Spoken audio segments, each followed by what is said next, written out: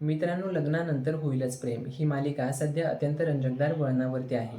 या मालिकेच्या पुढील भागामध्ये आपण बघणार आहोत की आर्या ही जीवा आणि नंदिनीला एक अशी बातमी देते ज्यामुळे ते दोघेही खूप जास्त खुश होतात आणि ही बातमी असते सरोगसी सक्सेसफुल झाल्याची. आर्या ही जीवा आणि नंदिनीला म्हणू लागते की सरोगसी सक्सेसफुल झाली आहे आणि तुम्हा दोघांचं बाळ माझ्या पोटामध्ये वाढायला सुरुवातसुद्धा झाली आहे. हे ऐकून जीवा आणि नंदिनी खूप जास्त आनंदी होतात. दरम्यान मालिकेमध्ये रम्या ही परत आली आहे आणि परत आल्या आल्या ती एक मोठा धमाका करताना दिसून येणार आहे.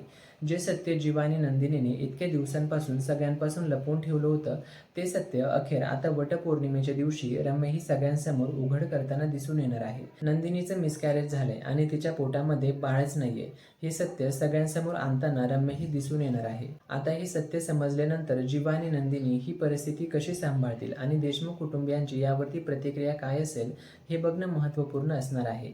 तर ही मालिका बघत राहा आणि या मालिकेच्या पुढील अपडेट्सकरिता लगेचच चॅनेलला सबस्क्राईब करा.